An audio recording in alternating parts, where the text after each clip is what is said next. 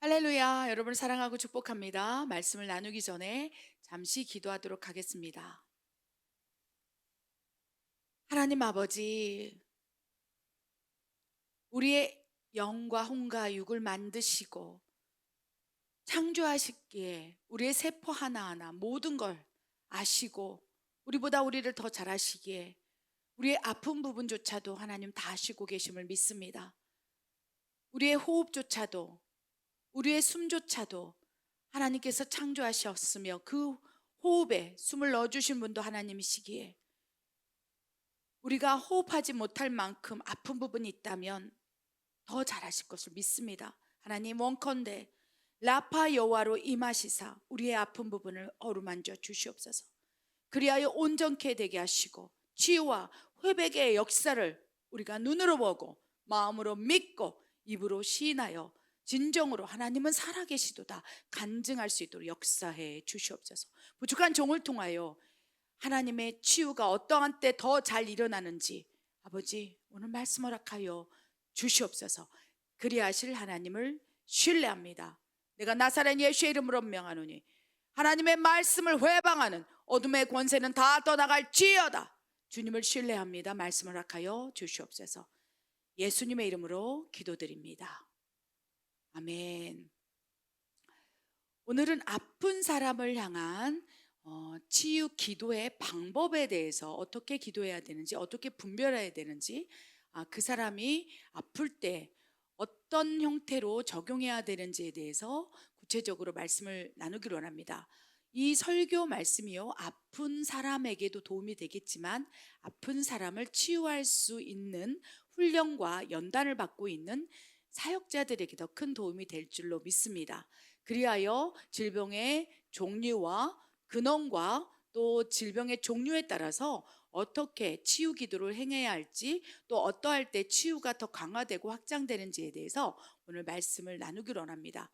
여러분, 아픈 사람을 위해서 치유 기도를 하려고 할 때 사실 아프다 그러면 우리는 먼저 어디 몸이 아픈 거라고 생각해요. 그런데 몸이 아픈 질병의 현상, 결과로 나타나기 이전에 분명한 것은 마음이 아플 수도 있고요, 정신이 온전하지 못함으로 아플 수도 있고요, 여러 가지 상태의 아픈 증상이 강화되고 또 그 아픔 증상이 육체까지도 더 강해져서 또 육체에 나타난 결과로 나타날 수 있다는 것입니다. 그래서 몸을 치유한다는 것이 비단 내 몸에 나타나는 노화의 현상에서 일어나는 일반적인 또 그런 질병을 치유하는 것일 수도 있겠으나, 실제적으로는 몸을 치유하는 근원을 또 살펴보다 보면 마음이 아픈 것인지 또 뭐 정신이 아픈 것인지 영적 상태가 안 좋은 것인지 이로 인한 여러 가지 다양한 그 근원들이 있기 때문에 치유 사역을 할 때 그 근원을 잘 분별하고 질병의 종류가 어디로부터 기인된 것인 것을 아는 것이 유익하다는 것입니다. 그래서 오늘 설교 말씀은요, 아픈 이들이 있다면, 내 스스로 질병이 있다면, 그래요, 내가 지금 많이 아픈데 과연 이 아픔은 내 마음이 아파서 마음으로부터 비롯된 마음을 지키지 못함으로 생긴 질병인가, 아니면 또 뭐요, 그 노화로 인한 또 신체적 의학적 문제로 인한 발생된 질병인가를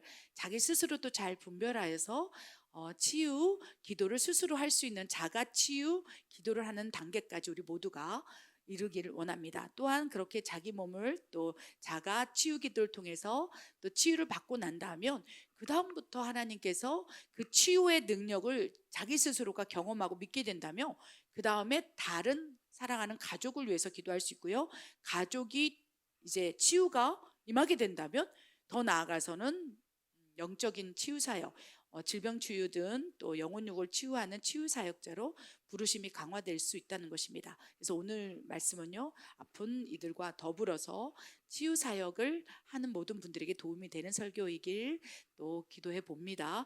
오늘 무엇보다도 아픈 사람을 향하여 어떠한 치유 방법으로 기도를 해야 되는지에 대해서 말씀을 나눌 때 가장 먼저 떠오르는 말씀이, 하나님께서 치유하시는 명분이 있을 때 치유가 더 강화될 수 있다라는 생각을 하게 되었습니다.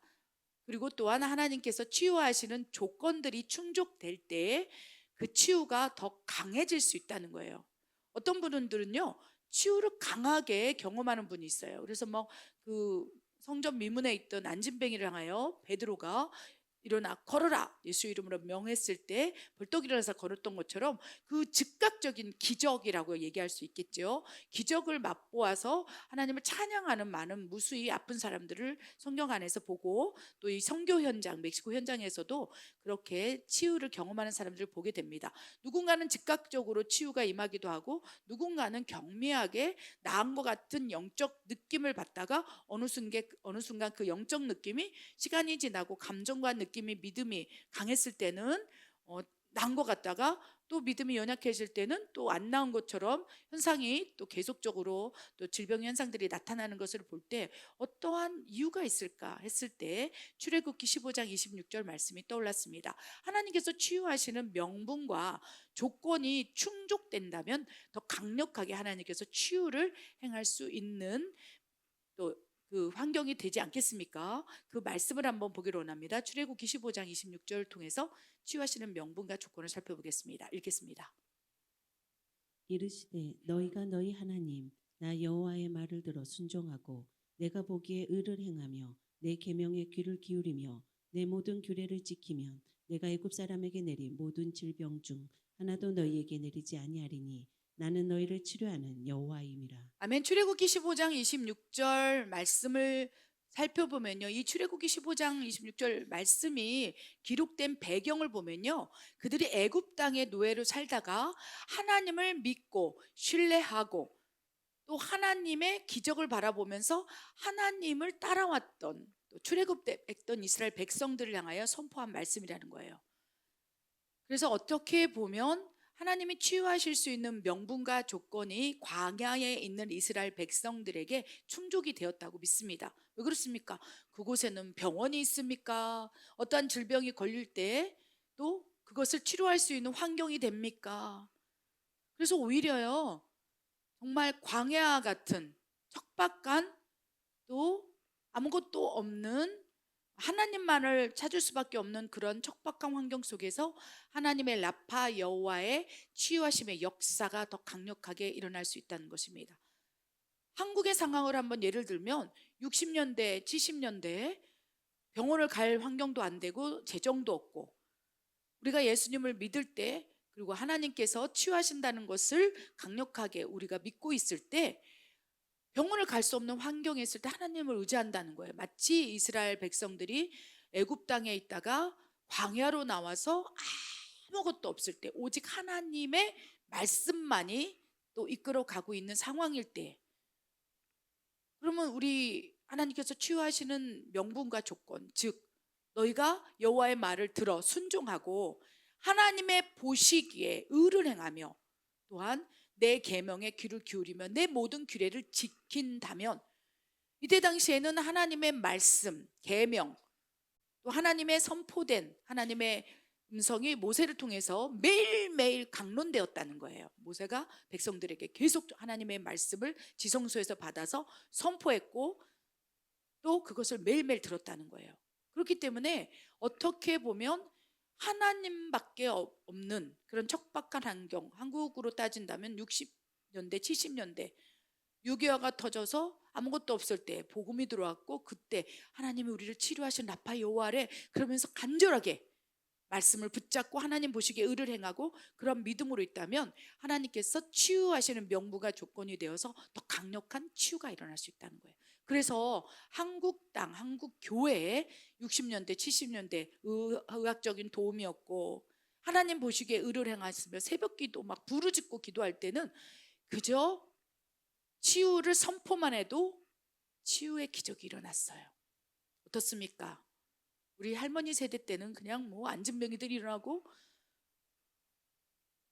소경이 눈을 뜨고 그런 것들이 비일비재하지 않았습니까? 그런데 똑같은 하나님이고 어제와 오늘 영원히 동일하신 하나님의 라파 여호와의 치유하심이 왜 지금 한국 교회에서는 사라져가고 있습니까? 어쩌면 출애굽기 15장 26절 하나님이 치유하실 명분과 조건이 우리에게 하나님이 보시기에 충족되지 않았기 때문에, 또한 우리 마음 가운데 하나님보다 병원을 더 신뢰하고 하나님보다 의사의 말을 더 신뢰하기 때문에 하나님께서 우리에게 내가 너를 치유하리라, 내가 너를 만지리라, 내가 회복시키리라, 라파 여호와로 너희를 치료하는 여호와를 믿으라, 이렇게 말씀이 선포되고 하나님께서 계속적으로 말씀하신다 할지라도 그 말씀이 내 귀로 들어왔지만 어떻게 됩니까? 내 눈으로 병원을 보고 내 눈으로 내 질병의 현상에 더 집착하다 보면 어떻게 됩니까? 의사에게 달려가서 의사의 말을 더 순종하게 되어 있다는 거예요.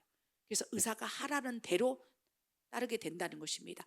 사실 의사도 병원도 하나님께서 불신자를 위하여 또 믿음이 연약한 자의 질병들을 고치기 위해서 하나님의 선한 의도로 그들을 만들었고 그들을 세워 나갔다고 믿습니다. 그래서 병원도 의사도 하나님께서 또 사용하시는 선용의 도구라는 것입니다. 그런데 문제는 출애굽기 15장 26절 하나님이 치유하시는 명분과 조건이 지금 충족되지가 않아서 그토록 하나님의 치유의 역사, 기적이 점점 우리 곁에서 사라져 가는지도 모르겠다는 것입니다.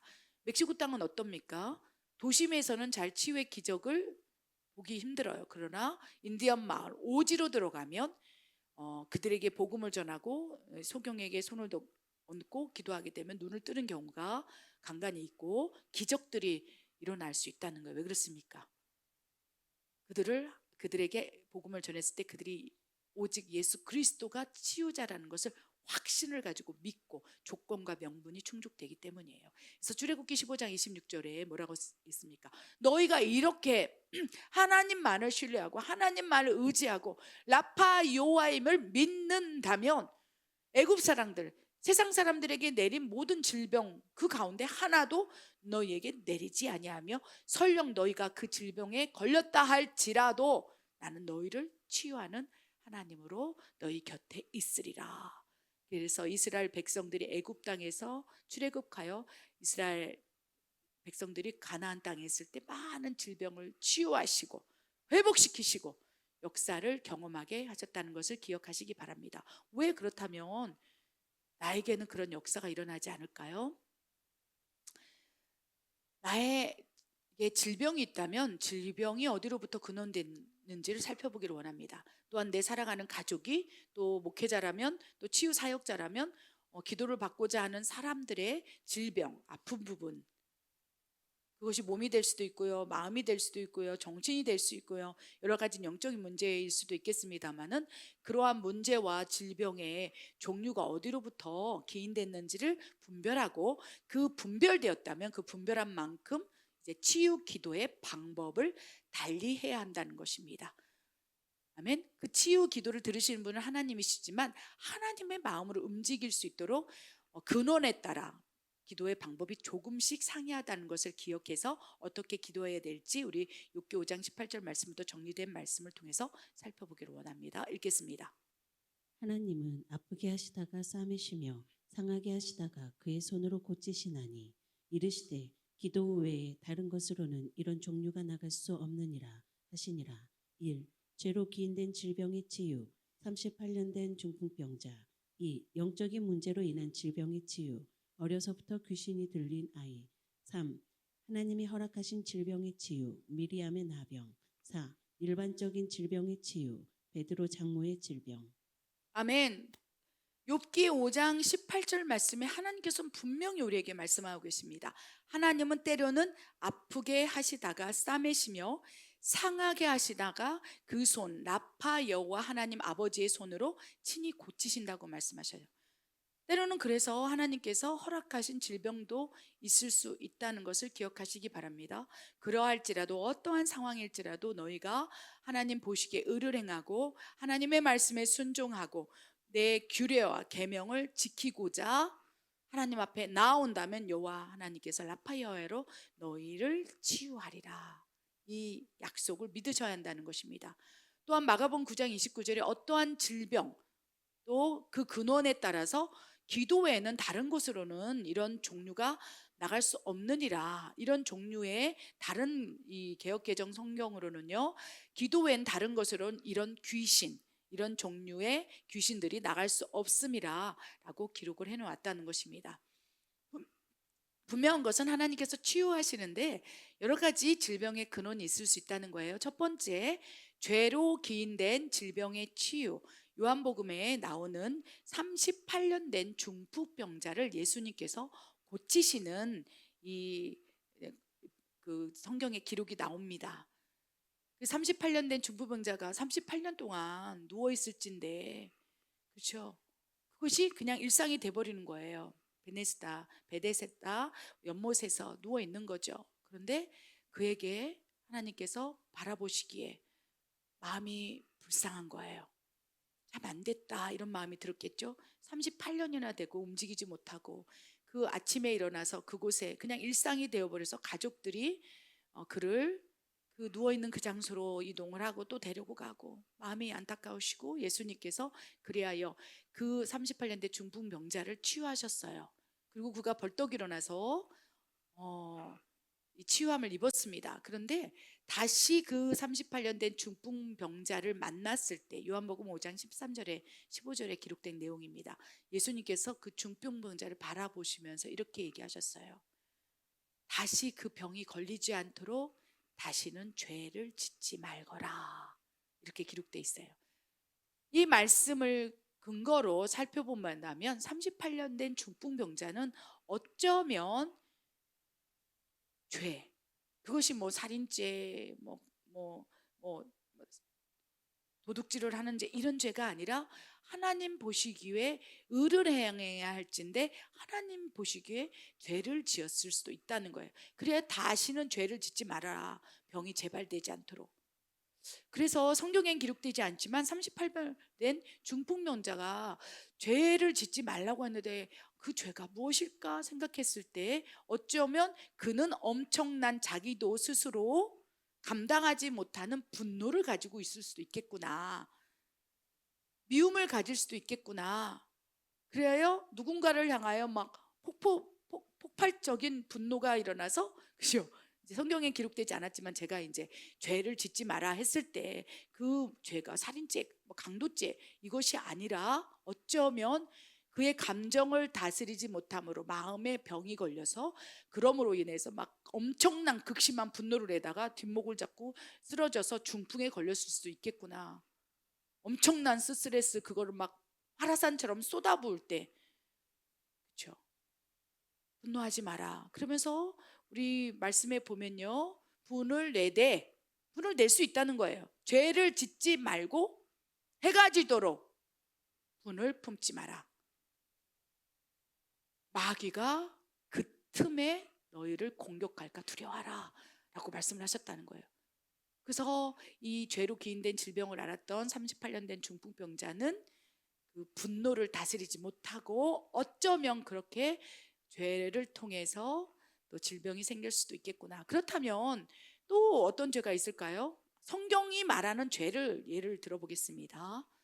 술 취하지 말라 이는 방탕한 것이라 성령으로 취하라 말씀하셨는데 제가 늘 설명드리지만 술을 매일 알코올 중독이 되도록 술을 마신다면 결국은 간이 손상될 수 있고 그것이, 그렇죠? 간경화가 되고 간암까지 이를 수 있다는 것입니다. 분명한 것은 술 취하지 말라. 그것은 죄라는 거예요.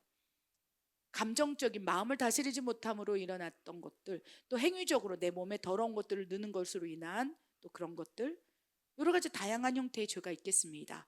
이런 죄로 기인된 질병의 치유는요, 결국은 뭡니까? 예수님께서 말씀하신 중풍병자에게 말씀하신 그 말씀 안에 해답이 있다는 거예요. 죄를 다시 짓지 마라. 병이 재발되지 않도록 다시 죄를 짓지 마라. 요한복음 5장 13절 15절 말씀. 첫 번째, 죄를 짓지 않아야 돼요. 안 그러면 하나님께서 라파 여호와로 치유하신다 할지라도 다시 재발될 수 있다는 것입니다. 또한 그 죄를 짓는 것에 대한 회개가 선행돼야 돼요. 예수님께서는 38년 된 중풍병자를 바라보면서 예수님 그 자체가 영광의 빛이요 하나님 자체이기 때문에, 그렇죠? 예수님을 처음 본 사람들마다 어떻게 반응했습니까? 베드로도 예수님을 보자마자 무릎을 딱 꿇어버리고 나는 죄인입니다. 사도 바울도 무릎을 딱 꿇으면서 나는 죄인이로소이다. 예수님 자체를 보는 것 자체가 내 죄가 보인다는 거예요. 예수님은 죄가 없으신 분이기 때문에. 그래서 어쩌면 38년 된 중풍병자를 사랑하시사 행여라도 다시 죄를 짓고 다시 병이 걸릴까 하나님 예수님께서 그를 사랑하시사 그에게 나타나시사 그 얘기를 했을지도 몰라요. 그럼 38년 된 중풍병자는 죄가 없으신 예수님을 바라보면서 자기의 죄를 투영받았을 거예요. 그러면서 회개가 일어난다는 거예요. 자신의 죄로 기인된 질병은 치유하는 것이 자기 죄를 바라봐야 되는 거예요. 그리고 회개를 해야 되고 죄를 짓지 말아야 돼요. 술 취함으로 인하여 그 죄로 말미암아 간암에 걸렸다면 의사도 뭐라면 술 취하지 마십시오. 술 먹으면 죽습니다라고 진단한다는 거예요. 똑같다는 것입니다. 그래서 어떤 사람의 질병이 저 사람은 죄로 기인데 저 엄청난 스트레스를 그렇게 삶 가운데 막 가족들한테 쏟아내고 그러다 저러다 암 걸리겠다. 그럴 수 있다는 거예요. 그러면 결국 뭡니까? 그 스트레스 막 엄청난 분노를 쏟아내는 것들을 멈춰야 되고 그것에 대해서 예수님 앞에 나가서 내가 분노하지 말라고 했는데 분노했습니다. 분을 품되 죄를 짓지 말라. 그래 다른 사람에게 쏟아부음으로 죄를 지음으로 그 틈새로 마귀가 질병을 가지고 있는 명분을 가지고 나를 공격할 때에는 그 명분을 차단해야 된다는 거예요. 죄를 짓지 않고 회개함으로 죄를 차단한 다음에 그 명분, 하나님의 치유하시는 명분으로 라파이어께서 일할 수 있다는 거예요.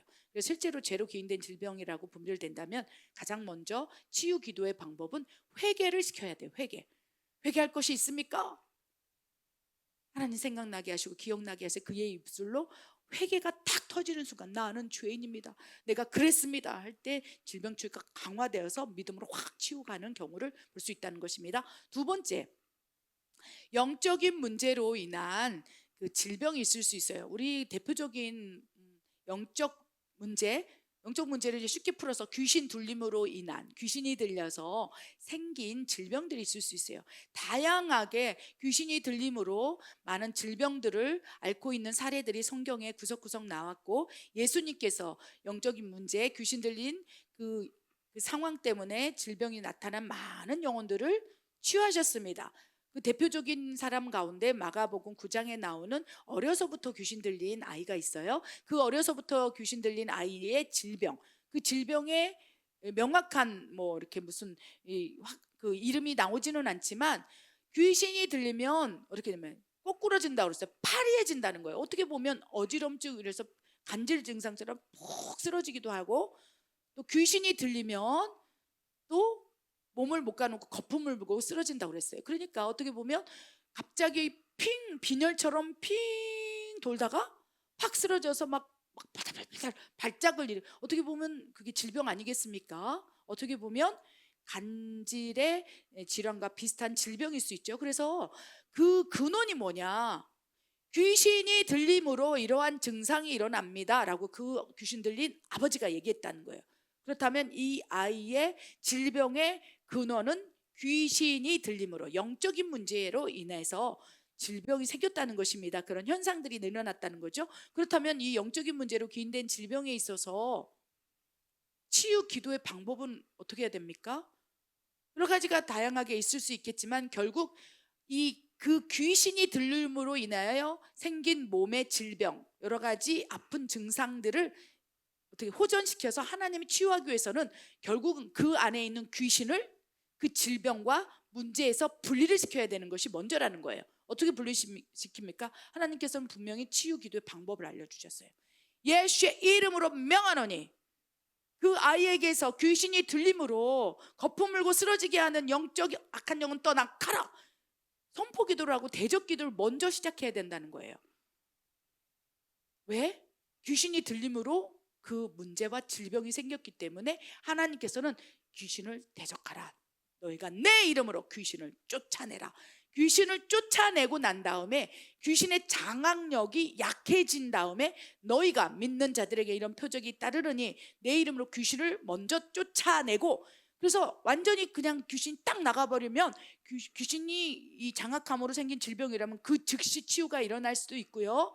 또 나의 영권과 기도하는 그런 영권에서 영역에 따라서 떠나가지 않는다라도 그 귀신이 들림으로 생겼던 질병이 이제 어떻게 됩니까? 장악력이 약해지는 거예요. 꽉 쥐고 있었던 이 묶임이 예수의 이름으로 대적하고 분별하여서 이 질병이 귀신이 들림으로 생긴 질병이구나 그러면서 계속 대적하는 거죠. 한번 대적해서 안 된다면 계속 대적하면 이 질병을 꽉 잡고 있었던 귀신의 장악력이 점점점 떨어져 나가겠죠. 약해지겠죠. 그러면서 이제 믿는 자에게는 표적이 따르니 너희가 손을 얹은 즉 나으리라. 귀신의 장악력을 약하게 한 다음에 그 순간에 그 연약해진 귀신의 장악력을 딱 분별하고 나서 손을 얹은 즉 나으리라. 그러면 영적인 귀신 들림으로 인한 질병이나 문제들이 호전이 되는 것을 보게 됩니다. 그래서 죄로 기인된 질병하고 약간 치유 기도의 방법이 다르겠죠. 그런데 가장 중요한 것은 어떻게 이 질병의 근원과 원인을 분별해 내느냐가 더 중요한 거예요. 그러면 이제 예수님께서 하신 것처럼 어려서부터 귀신 들린 아이가 왔을 때 상담 사역을 한 것처럼 왜 그랬습니까? 언제부터 그랬습니까? 어떤 방법을 해봤습니까? 라고 상담을 통해서 이 질병의 종류를 근원을 파악하는 것도 중요하겠습니다. 가장 중요한 것은 이러한 아픈 사람을 향한 영적 사역을 하고자 할 때 가장 필요한 은사가 있으니 지식의 말씀의 은사라는 거예요. 그러면 이 모든 지식이 그냥 한 번에 들어와요. 그래서 누군가 환자를 볼 때 저 사람은 영적인 문제로 귀신이 들려서 귀신이 지금 신장 쪽을 잡고 있어서 신장이 저렇게 안 좋아지고 몸이 붓고 그러는구나. 38년 된 중풍표절 발병한 38년 전에 그렇게 분노를 해서 그렇구나. 이게 어떻게 들어옵니까? 상담을 해서 하는 게 아니라 나의 인간의 지식으로 의학적인 도움을 받아서 하는 것이 아니라 그냥 지식의 말씀의 은사가 있다면 또한 거기에다가 영 분별의 은사를 하나님께서 부어주신다면 영적인 것들이 분별되면서 하나님의 지식이 내 안에 들어와서 그냥 저절로 예수님처럼 알아진다는 거예요. 사도 바울처럼 저절로 알아져서 선포하게 되면 이제 어떻게 됩니까? 더 강하게 빠른 치유, 깊은 치유가 일어날 수 있다는 것이겠죠. 그래서 영적인 귀신 들림이 일어난 질병의 치유의 기도의 방법은 기억하십시오. 그 귀신의 장악력을 약하게 한다면 영권이 강하면 한 번에 딱 뜯어내면 분리시키면 최고겠죠. 약하게 한 다음에 그 다음에 치유 기도 손을 얹은 데 나리를 하셨으니까 그렇게 한다면 더 강화될 수 있다는 것입니다. 세 번째 질병의 종류는요. 하나님이 허락하신 질병이 있을 수 있어요. 그 대표적인 사람이 미리암, 모세의 누나 미리암의 나병이라는 것입니다. 민수기 12장에 보면요.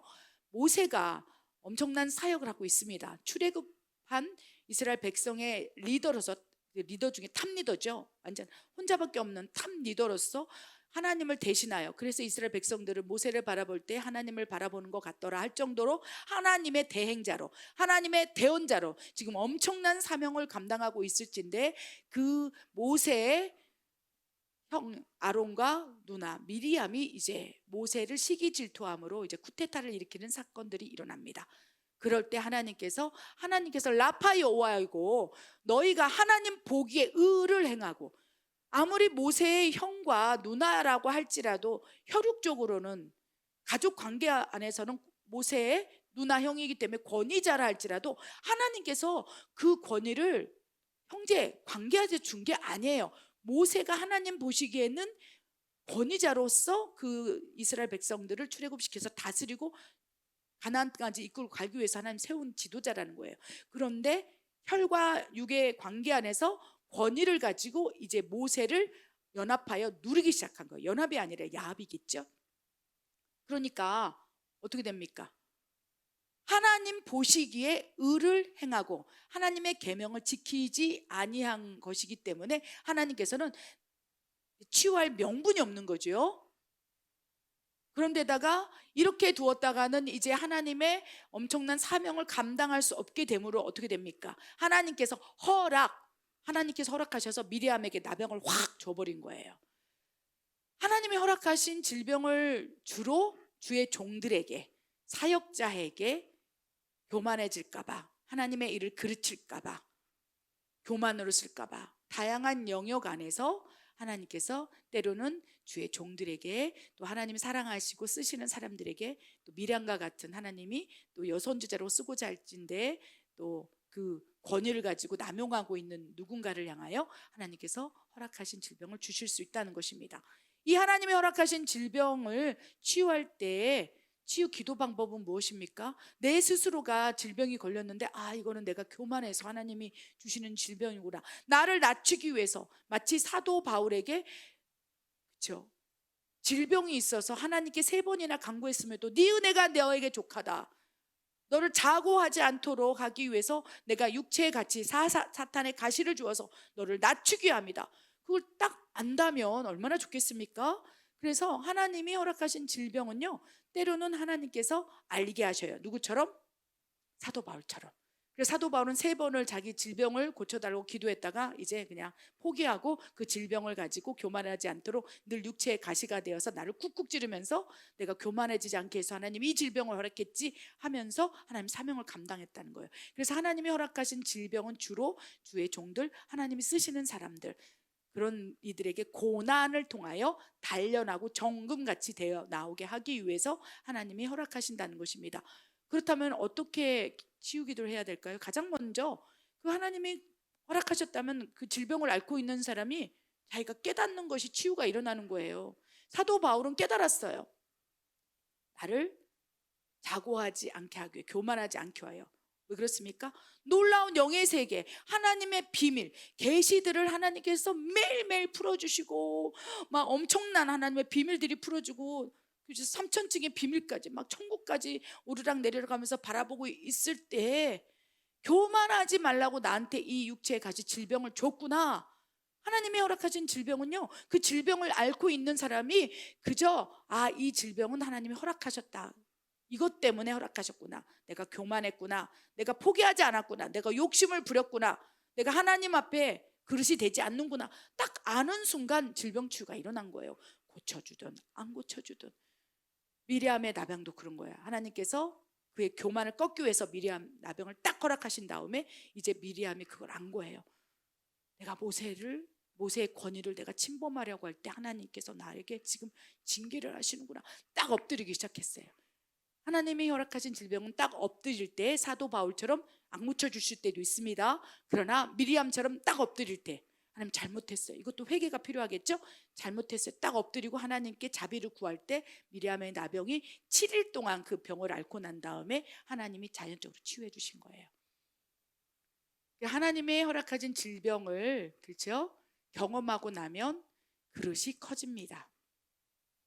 하나님의 뜻을 알고 하나님의 계획을 알고 내 인생 가운데 담겨진 하나님이 나를 향한 비전을 알고 된다면 병이 치유되든 치유되지 않든 그것이 놀라운 은혜일 수 있다는 것입니다. 아멘. 또한 4번째, 일반적인 질병의 치유. 누가복음 4장에 기록이 나옵니다. 예수님께서 많은 병자를 고치시다가 이제 또 피곤하셔서 베드로의 집에 방문했을 때 베드로 장모가 많은 제자들을 먹이고 입히면서 시중을 들고 있어요. 그런데 베드로의 장모가 열병에 걸린 거예요. 열병은 왜 걸립니까? 막 열이 나고 지금으로 따지면 엄청난 몸살 감기인 거죠. 열병. 몸살 감기의 근원을 살펴보면요, 피곤함이에요. 만성 피로. 일반적인 거예요. 몸을 호되게, 그렇죠, 막 호되게 막 많이 사용하게 되면 질병이 일어날 수 있어요. 내 신체의 한계는 연약하고 내가 쓸 수 있는 활동력의 한계가 있고 내가 쓸 수 있는 몸에 에너지가 있는데 그 에너지를 넘쳐서 더 사용하게 되고 과부하가 일어나면 내 신체가 감당할 수 없을 만큼의 이제 아픔과 또 질병이 유발될 수 있다는 것입니다.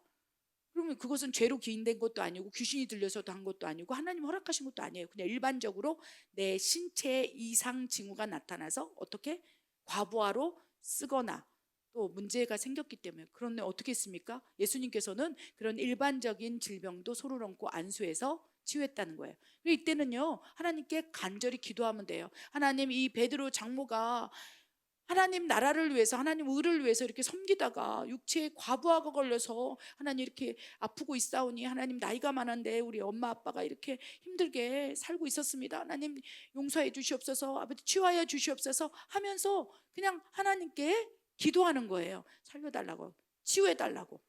그러면 하나님께서 그 간절한 기도를 들으시고 치유하실 것들은 치유하기도 하고, 또 때로는 이렇게 말씀하실 수 있겠죠. 자동차도 오래되면, 연식이 오래되면 부석부석 하는 것처럼 하나님의 창조 질서 안에서, 그죠? 나이가 들고 연식이 오래되면 백내장도 오는 것이고, 뼈도 마모되어서 근육통도 오는 것이고, 관절염도 오는 것이고 할진데, 그것을 뭐 창조 질서를 어긋나서 새로운 성년의 몸으로 할 수는 없지 않습니까?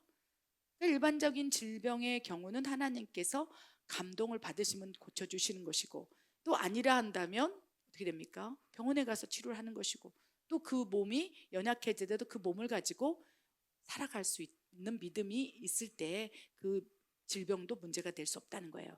그래서 죄로 기인된 질병, 기도할 때 분명히 회개가 선행돼야 된다는 거. 두 번째, 영적인 문제는 대적, 축사를 먼저 해야 된다는 거. 하나님께서 허락하신 질병의 경우는 하나님이 왜 그런 질병 허락했는지 하나님에게 이유를 묻고 회개를 하든지, 이런 부분에서 또 치유가 일어나고, 일반적인 것들도 하나님께 기도함으로 치유를 받을 수 있도록 하나님께서 우리에게 치유의 문을 열어 놓았다는 것을 기억하시기 바랍니다. 그렇다면 이제 이런 여러 가지 우리가 이 질병의 근원과 원인, 또 어떻게 치유를 기도를 할 때 강화되어서 빨리빨리 치유가 일어나는지에 대해 살펴봤을 텐데, 더 강력하게 치유를 받기 원하고 치유가 일어나기 위해서 치유가 잘 일어날 수 있는 조건들, 이 조건들은요, 우리가 어떻게 사모하고 우리가 준비하고 그릇을 만들 수 있는 부분이라는 거예요. 하나님께서 강권적으로 역사하셔서 라파 여호와로 임재하셔서 강권적인 치유를 할 수도 있겠으나, 이런 치유가 잘 일어날 수 있는 조건들을 우리가 스스로 그릇과 조건, 믿음을 준비한다면 충분히 일어날 수 있다는 것입니다. 무엇보다도 신유 사역을 하기를 원하시는 분들은 이 6가지 항목을 잘 익히 알아서 준비한다면 더 강력한 치유 사역자, 신유 사역자가 될 수 있으라고 믿습니다. 우리 모두가 그렇게 준비되기를 원합니다. 치유가 잘 일어나는 조건들, 야고보서 5장과 또 정리된 말씀 읽겠습니다. 믿음의 기도는 병든 자를 구원하리니 주께서 그를 일으키시리라. 혹시 죄를 범하였을지라도 사하심을 받으리라. 그러므로 너희 죄를 서로 고백하며 병이 낫기를 위하여 서로 기도하라. 의인의 간구는 역사하는 힘이 큼이니라. 1. 하나님의 치유에 대한 믿음의 여부. 2. 기도의 분량의 여부. 3. 회개함으로 치유의 명분을 얻었는가의 여부. 4. 치유에 대한 하나님의 뜻을 알고 있는가의 여부. 5. 기도하는 사람의 환자를 향한 사랑의 정도. 6. 기도하는 사람의 성령 충만의 정도. 아멘. 치유가 잘 일어날 수 있는 다양한 조건들이 있을 수 있겠습니다. 무수히 많겠죠. 사람마다 다 다르겠죠. 그러나 축약해서 보면 이제 야고보서 5장 15절 16절 말씀이 농축된 말씀이에요. 그거에 대한 또 6가지 정도를 추려 보았습니다. 야고보서 5장 15절에 보면요, 믿음의 기도라고 돼 있어요. 믿음의 기도, 너희가 간절히 믿음으로 기도한다면 병든 자를 고칠 수 있고 구원하리라. 여기 구원이라는 표현을 했어요. 이 말씀을 보면서 병든 자를 치료하리라가 아니라 병든 자를 고침으로 믿음의 기도를 통해서 구원하리라. 그래서 어떻게 보면 지금 이 시대에도 하나님의 신유의 역사는 계속 일어난다는 거예요. 일어나야 한다는 것입니다. 계속적으로 더 강화돼야 돼요. 하나님께서 나의 불치병을 고치시네. 하나님께서 나의 연약한 부분을 만지시고 갑자기 막 다리에 힘이 들어가고, 또 아팠던 부분이 막 갑자기 낫고, 소경이 눈을 뜨는 것을 현장에서 바라보게 되고, 이런 것들을 바라볼 때 와, 하나님은 살아계시도다. 믿음으로 기도했는데 막 소경이 눈을 뜨고 안진뱅이가 일어나고 휠체어 탄 사람들이 벌떡벌떡 일어나서 하나님을 찬양하는, 38년 된 중풍병자가 그 자리에서 일어나서 하나님을 예배하는 것을 바라볼 때, 그 옆에 있는 사람들이 바라볼 때 와, 하나님 살아계시는도다. 그래서 신유의 은사, 병을 고칠 수 있고 이러한 하나님의 그 놀라운 기적들을, 또 표적을 일으키는 것은 하나님의 복음 전파의 강력한 도구가 된다는 거예요. 본질은 아닙니다. 복음의 본질은 아니지만 복음을 전파할 수 있는, 구원을 이루어 나갈 수 있는 강력한 기폭제가 될 수 있다는 거예요. 믿음의 기도는 병든 자를 고치고 또 그 믿음이 그 안에 들어가서 그 믿음으로 하나님은 살아계시도다 믿는 순간 그를 구원할 수도 있나니 주께서 그를 일으키시리라. 그래서 믿음의 기도가 필요하다고 말씀하십니다. 그리고 뭐라고 됐습니까? 혹시 죄를 설령 범하여 죄로 기인된 질병을 앓는다 할지라도 너희가 기도한다면, 회개한다면 사하심을 받고 치유함을 받으리라 라고 야고보서 5장 15절에 명확히 기록해 놨다는 거예요. 그래서 15장의 말씀을 근거로 혹시 죄를 범하였더라도 사하심을 받으리라. 그래서 죄를 범함으로 병이 걸려서 그런다 할지라도 우리가 회개하고 기도한다면 사하심을 받고 구원하리라 라고 약속이 있다는 것을 기억하시기 바랍니다. 16절에는 뭐라고 되어 있습니까? 혹시 너희 죄를 서로 고백하며, 그래서 치유 기도를 할 때 치유의 방법 가운데 우리가 치유 집회를 하지 않습니까? 저도 이제 이 멕시코에서도 그렇고 또 열방을 다니면서 집회를 할 때 치유 집회를 할 때가 있어요. 그럴 때 가장 먼저 사용하는 도구가 질병 치유든 영혼육을 치유든 축사를 하든 가장 먼저 하나님께서 하기를 원하시는 것이 무엇입니까? 16절 너희 죄를 서로 고백하라. 회개를 이끌어내는 거. 그래서 이 치유 기도를 시작할 때 회개할 것들을 먼저 생각나게 하는 거예요. 그래서 하나님, 우리가 하나님 앞에 나아갑니다. 하나님 앞에 나아갈 때 행해도 하나님 보시기에 의를 행하지 아니하고 하나님 보시기에 불순종한 것이 있으며 하나님 보시기에 나 혼자 하나님 모른다 하면서 내가 혼자 짓고 있었던 죄가 있습니까? 하나님 이 순간 회개의 영을 부으시사 우리에게 회개할 수 있도록 이끌어 주시옵소서 선포하라는 거예요. 누군가 아픈 사람을 위해서 신방을 가거나 치유 기도를 하기 위해서 갔다면 치유 기도의 방법은 가장 먼저 그러므로 너희 죄를 서로 고백하고 회개하라. 치유 집회에서 가장 먼저 일어내야 할 기도가 방법이 회개인 거예요. 그 강단에 선 그 사람부터 회개하기 시작해야 돼요. 그러면 그 사람이 치유 사역자라면 내가 회개할 때 그 깨끗한 통로를 통해서 회개가 선포될 때 그 회중 안에 있는 그 집회 현장 가운데 있는 사람들이 갑자기 이제 회개가 일어나기 시작해요. 하나님이 회개의 영을 부으시는 거 왜요? 치유하기 위해서. 치유 집회는 회개가 가장 먼저 일어나야 된다는 것을 이 야고보서 5장 16절 말씀을 근거로 우리가 붙잡으면 됩니다. 그래서 너희 죄를 서로 고백하고 그 다음부터 병이 낫기를 이제 기도하라. 그리하면 이제 의인의 강구는 역사하는 틈이 큼이라. 놀라운 것은 이 말씀 가운데 죄를 회개하고 고백하고 그리고 기도한다면 그 다음에 하나님 보시기 뭐냐? 의인이 된 거예요. 그래서 내가 선한 행위를 많이 할 때 하나님 보시기에 의를 행하는 의인이라고 얘기하지 않는다는 거예요. 네가 죄가 있더라도 진홍빛처럼 붉은 죄가 있을지라도 네가 회개한다면 하나님 앞에 고백하여 토로한다면 진홍빛처럼 붉을지라도 선홍빛처럼 붉을지라도 그 순간 쫙 양털처럼 휘어져서 네가 의인이 되는 거야 라고 말씀하셔요. 그래서 하나님께서는 뭐라고 말씀해요? 죄를 회개 먼저 해라. 그러면 그 순간 죄인이었으나 의인으로 이신칭의를 해주면서 하나님께서 내가 보기에 의인으로 인정하시는 거예요. 그러면 의인이 되고 죄가 없다고 인정해 주는 거예요. 회개를 통하여. 회개의 그 능력으로 쫙 그 집회 현장을 쫙 덮는 거예요.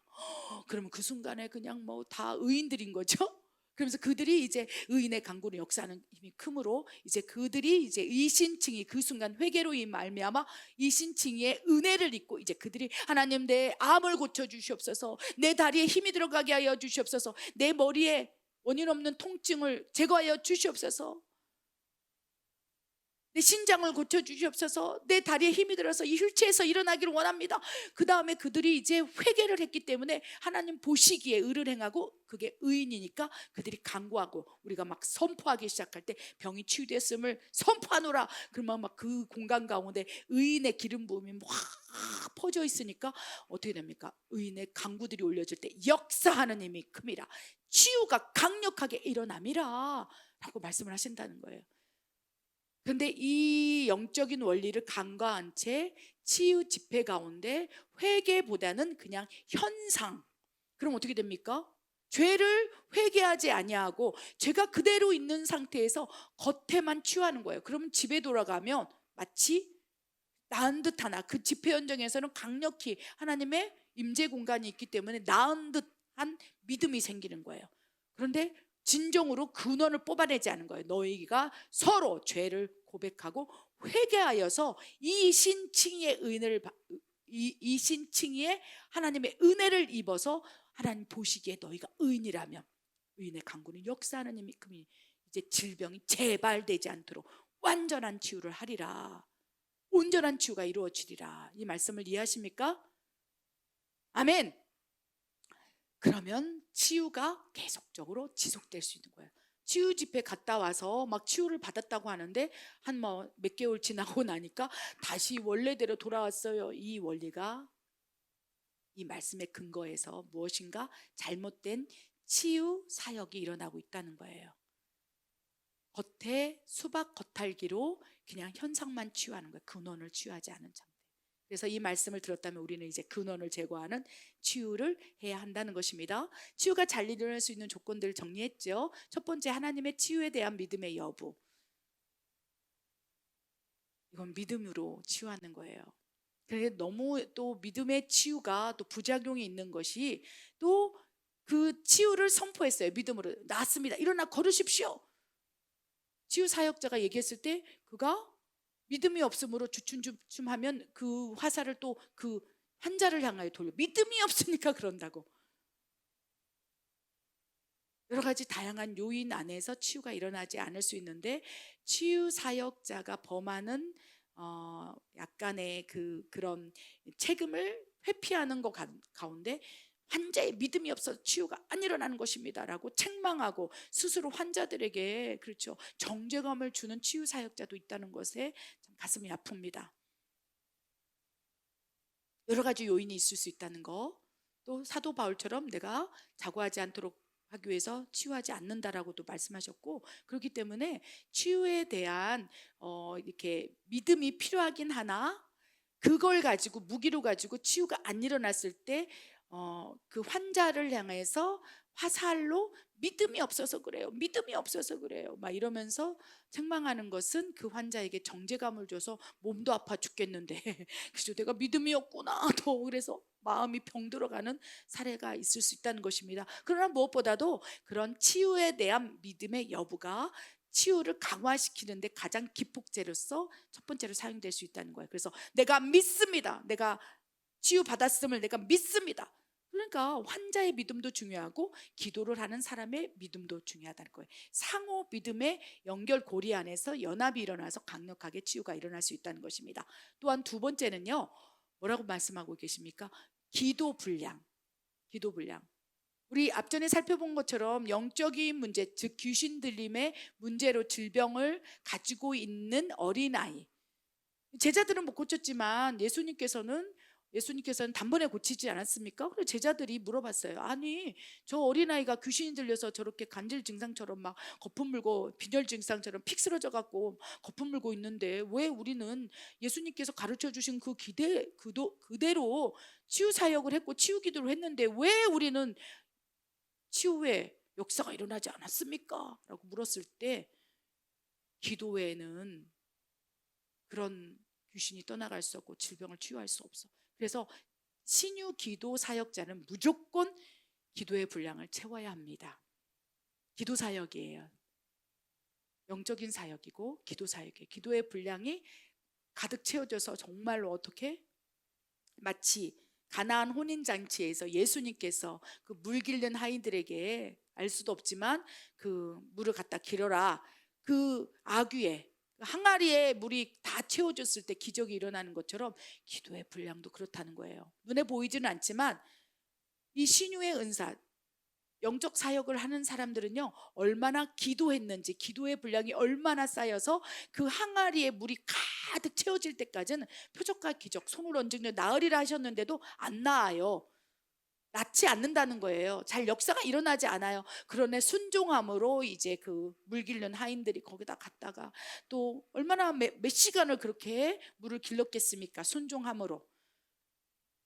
출애굽기 15장 26절에 이렇게 말씀하잖아요. 하나님 보시기에 의를 행하고 내 말에 순종한다면 기도하라. 기도 외에는 그런 질병을 고칠 수 없다. 하나님의 치유 사역을 할 수 없다라면 그냥 주구장창 기도하는 거예요. 방언으로 기도하고 그냥 길거리 가다가도 기도하고 그냥 매일매일 기도 분량을 채운다 생각하고, 그렇죠? 항아리에 물을 길러서 가득 채우겠다, 내가 아귀까지 다 채우면 역사가 일어나리라, 그 믿음으로 기도의 분량을 채워 나간다면 결국 그 항아리에 물이 가득 채워졌을 때 어떤 일이 일어났습니까? 그 물이 그 포도주로 변해서 놀라운 역사를 일으키지 않았습니까? 어느 순간 기도의 분량이 쌓이잖아요. 그러면 어느 순간 내 안에 잠재져 있던 신유의 능력, 내 안에 잠재되어 있던 성령의 능력이 발현될 때가 있어요. 물 아기까지 기도의 분량이 채워지며 결국 영적 사역, 이러한 하나님의 강력한 치유를 일으킬 수 있는 조건은요, 기도 분량인 거예요. 분량. 얼만큼 많이 목숨을 다하여 기도하고 있는지. 무엇보다도 방언 기도가 큰 유행입니다. 방언은 사람에게 하지 아니하고 하나님께 하나니 영으로 비밀을 말하는 영의 기도이니까 영적 치유 사역을 하려면 영의 기도, 방언이 필수고, 방언의 기도의 분량을 확 늘린다면 어느 순간 치유가 잘 일어나는 조건이 충족되어서 어느 순간 갑자기 치유가 팍 일어날 수 있다는 것을 기억하시기 바랍니다. 또한 세 번째, 회개. 치유 집회에서는 무조건 선행되고 가장 먼저 기도를 이끌어야 될 것이 회개인 거예요. 그래서 회개함으로써 하나님께서 이제 하나님 보시기에 의인이라고 이신칭의로 은혜를 베풀어 주셔서 그 다음부터는 치유의 라파 여호와의 하나님의 임재가 강해지는 거예요. 그래서 막 치유가 강력하게 일어나요. 그래서 가장 먼저 회개, 그래서 치유의 명분을 하나님께 드리는 거예요. 회개한다면, 하나님 보시기에 의를 행한다면, 회개한 이후에, 그렇죠, 모든 이 어둠, 그 다음에 죄로 기인된 질병, 이런 모든 연결고리들이 느슨해지고 장악력이 떨어져 나갈 때 라파 여호와의 임재 가운데 이제 강력한 하나님의 치유의 명분을 가지고 역사하실 수 있다는 것을 기억하시기 바랍니다. 네 번째, 치유에 대해서 하나님의 뜻을 정확히 알고 있는가의 여부가 치유가 잘 일어날 수 있다는 것입니다. 제가 사전에 사도 바울이 육체 가시, 질병이 있어서 하나님께 3번이나 고쳐달라고 간구했으나, 그렇죠, 하나님의 뜻을 이제 사도 바울에게 설명했을 때 이미 그는 치유가 일어났어요. 그래서 그 육체의 질병이, 하나님의 허락하신 질병이 그의 사역 가운데 전혀 문제가 되지 않았어요.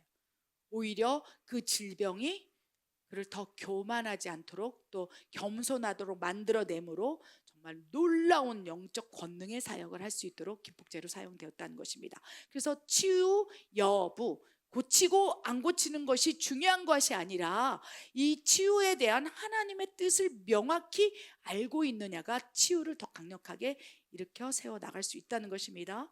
또한 5번째, 또 기도하는 사람이 이제 환자, 아픈 사람을 향하여 간절한 마음과 사랑이 있다면 치유가 더 강력히 일어날 수 있어요. 예수님께서는요, 환자를 바라볼 때 그저 지나가는 행인처럼 바라보지 않았어요. 자세히 보셨어요. 어떻게? 사랑으로. 38년 된 중풍병 환자도 자세히 바라보시면서 그가 죄를 다시 지어서 그 병이 다시 재발될까 두려움으로 그를 찾아가서 그 앞에 보이게 하심으로, 그렇죠, 환자를 향한 관심, 사랑, 그것을 보여주셨다는 거예요. 그래서 기도하는 사람은요, 환자를 향한 강력한 사랑이 얼마나 있는지에 따라서 그 믿음의 기도가 강화될 수 있기 때문에 이 사랑의 정도에 따라 치유가 잘 일어날 수 있다는 것을 기억하시기 바랍니다. 우리 치유 사역자들 보면요, 그냥 사랑 없이 자신의 능력을 과시하는 것처럼 그렇게 치유 사역을 하는 것을 보게 됩니다. 그렇게 되면요, 어떤 치유가 그 순간에 일어난 것 같지만 재발되고요, 다시 내 일상으로 돌아와서는 이전의 상태보다 더 나빠진 경우가 있을 수 있어요. 회개함으로 그 치유 현장에 이 보혈로 덮는 거예요. 어둠이 들어가지 않도록. 그래서 그 치유의 현장에서는 굉장히 강력한 역사가 일어났는데 다시 돌아갔는데 왜 예전의 상태보다 증세가 더 심해지고 귀신 들림의 현상이 더 나빠졌을까? 생각해 보면요. 회개가 선행되지 아니하고 하나님 보시기에 네가 의인이구나 인정하지 않는 상태로, 즉 회개하지 않은 상태로 겉에 수박만 딱 거달기로 한다면 어느 순간 근원이 제거되지 않았기에 그 귀신이 떠나간다 할지라도, 질병이 완화됐다 할지라도 떠나간 귀신이 더 악한 7마리 귀신을 데리고 내 안에 다시 들어온다면 이전보다 더 나빠지고 질병이 치유되지 않을 수 있다는 것을 기억하시기 바랍니다. 마지막으로 기도하는 사람, 또 기도받는 사람, 이 모든 상호 관계 안에서의 성령이 얼마나 충만하냐에 따라서 이 성령 충만을 통한 치유가 일어날 수 있다는 것입니다. 여러 가지 다양한 치유가 잘 일어날 수 있는 조건들이 있겠습니다만 결국 가장 중요한 오늘 말씀 가운데 핵심은 회개.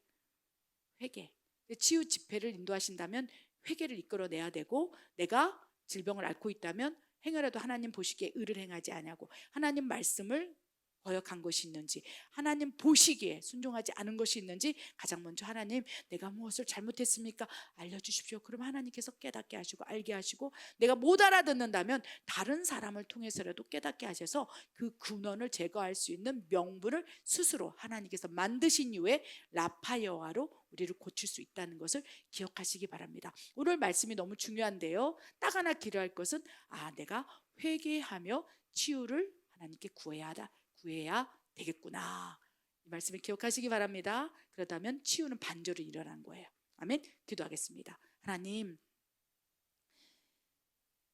우리 아픈 부위를 우리보다 더 잘 알고 계신 하나님, 내 육체가 아플 때 그 근원이 어디로부터 기원되었는지, 근원되었는지를 우리에게 알게 하시고 깨닫게 하시고, 이제 온전한 영혼육의 완전한 치유를 원하노니 하나님 우리를 만져주시고 라파 여호와로 임하여 주시옵소서. 아버지, 이전에는 내가 보기에, 사람들을 보기에 의를 행하려고 했으나 이제 하나님 보시기에 내가 의인이 되어 의를 행할 수 있도록 하나님 이끌어 주시고, 어떠한 질병이 걸릴 때 하나님을 바라보는, 하나님만을 부르짖는 그 믿음을 허락하여 주시고, 이제 라파 여호와로 임하신 하나님의 은혜와 은총을 누리며 사는 그 놀라운 은혜의 삶을 살 수 있도록 역사해 주시옵소서. 그렇게 하실 하나님을 신뢰합니다. 하나님 감사합니다. 예수님의 이름으로 기도드립니다. 아멘.